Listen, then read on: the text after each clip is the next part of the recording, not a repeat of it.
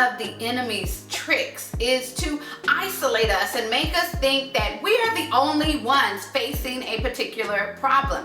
This is true as it relates to father wounds because we generally don't talk about it. The subject may come up around Father's Day, but it is not a guarantee.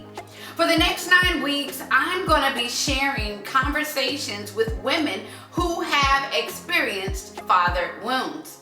Now, although their stories are uniquely different, it is my hope that you will hear something that you can relate to, that resonates with you and makes you feel seen and helps you to find hope.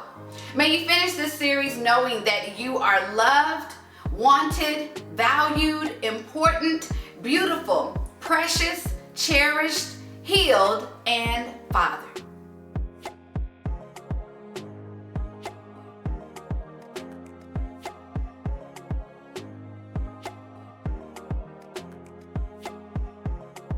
Rita, you talked a lot about after your father was released from prison, wanting to reconnect. And so you have all of these dreams, I imagine expectations of what this relationship is going to look like. Can you talk about the damage that it does on a woman when she has expectations for her father that he just cannot fulfill? Mm-hmm. Absolutely. Damage.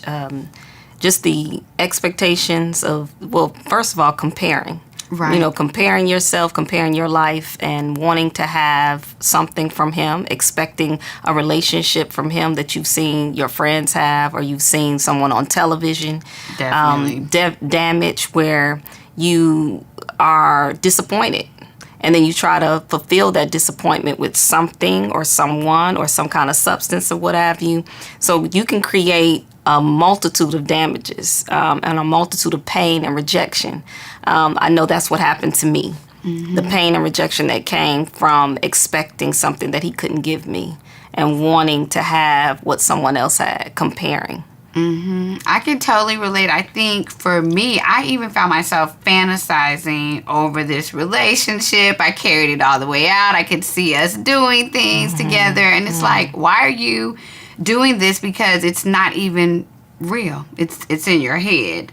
Can you talk a little bit about accepting what is real? Because that's tough when you have to say to yourself, this expectation is not only not going to happen, this is what reality is. Can you talk about acceptance? First of all, it was hard to accept. Facts. Yeah, it was very hard because of, like I said, the disappointment.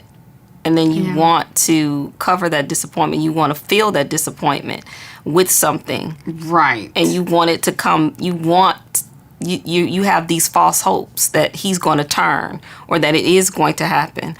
But even with that, knowing that the reality is that he's not going to turn or it's not going to happen, he's not going to be a dad, then the acceptance is now I have to forgive myself for undue expectations. Mm-hmm. I got to get out of my head that this is not going to happen. Acceptance is now I got to try to love him. Right. Embrace him as is. Exactly. And not try to add any type of accessories to him. Not try to add any type of... Not try to change him on your own. No, can't. Yeah. No, cannot. He's got to do it. Can't change people. Mm-hmm. You can't change people because you'll be changing them for the rest of your life, trying to change them for the rest of your life, and the disappointment will just it will just snowball. Compound. And the frustration and the anger and all of it. So good. So now for women who might find themselves engaging with a father that does not meet their expectations, some women are engaging with fathers that are alcoholics, that are addicts, that maybe have a hurtful way of communicating. Maybe they have an additional family. And we have to, in order to protect ourselves, institute some boundaries. Okay. Can you talk about that? How do you do it? What are boundaries? Or even share some things maybe you've done in your own life. I think that's a very good question with even asking what are boundaries. Right. Because some people don't know. I didn't know. I was always saying yes to everything. So, and I was always trying to accommodate everyone and trying to Right. make everybody else feel okay. Right. But I wasn't okay with that situation. And so some of the boundaries, when I realized what boundaries are, I had to institute that being limiting my contact with him, limiting my expectations of him calling, limiting my text messages, and not so that I can build up a wall of protection, Right. but so that I could stay on the healing journey. I could stay focused on that healing journey and not get off on adding extra hurts and pains of the expectations.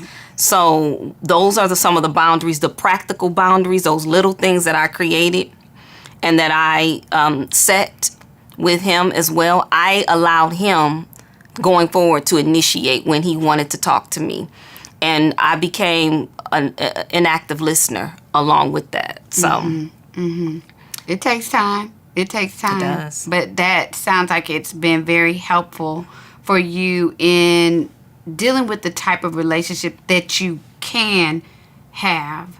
And as I say that, I want you to just speak to some practical ways that you have learned to love your father. It's like, okay, this was my ideal. I can't have my ideal. I need to let go of these expectations. I've instituted some boundaries. So what are some practical ways that I can love my father with the way that it is, with accepting the reality that exists between us? And that was tough too. That Yeah. was very tough too, because I didn't even know what that meant and how to love him. So I think one of the practical ways, first of all, is I had to reach out to someone who I trusted, a male figure, to help me understand what to do.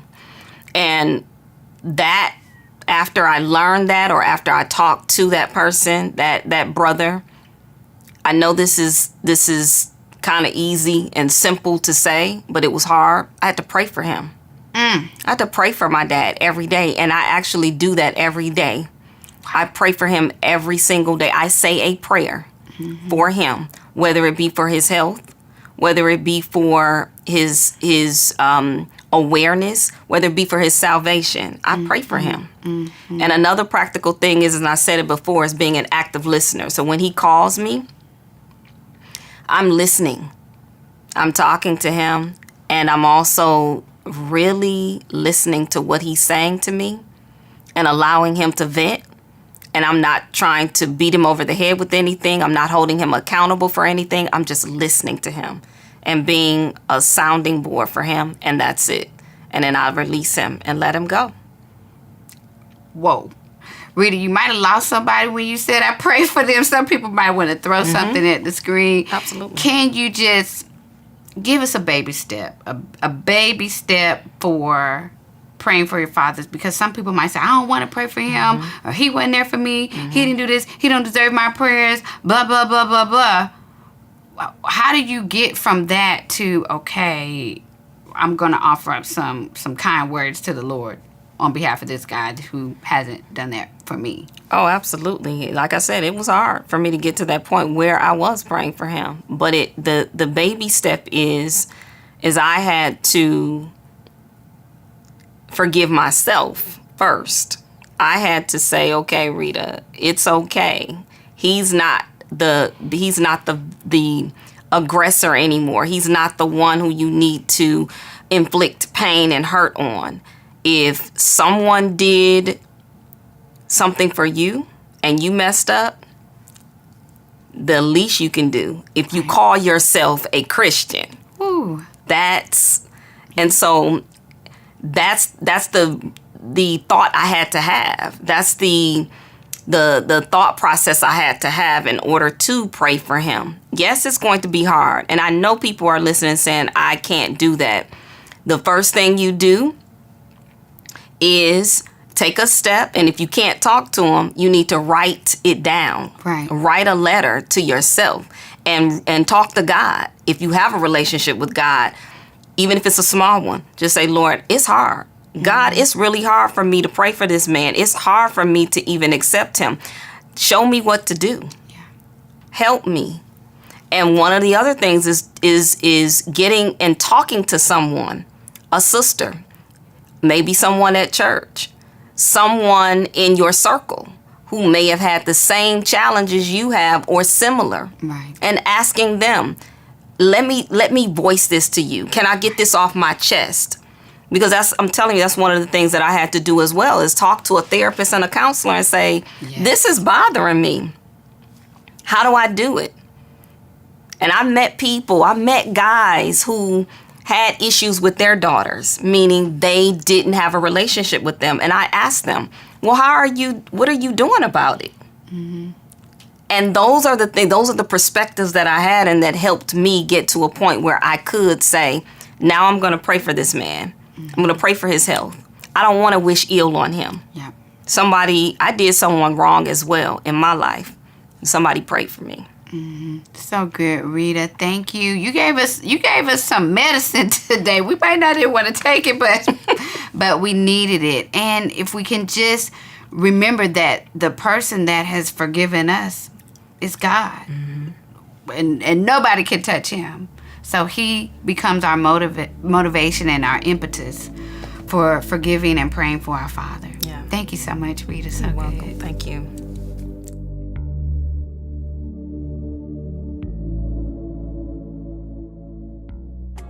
Hey sister, I hope this video was an encouragement to you. And a great next step is to watch some of the other videos on my YouTube channel.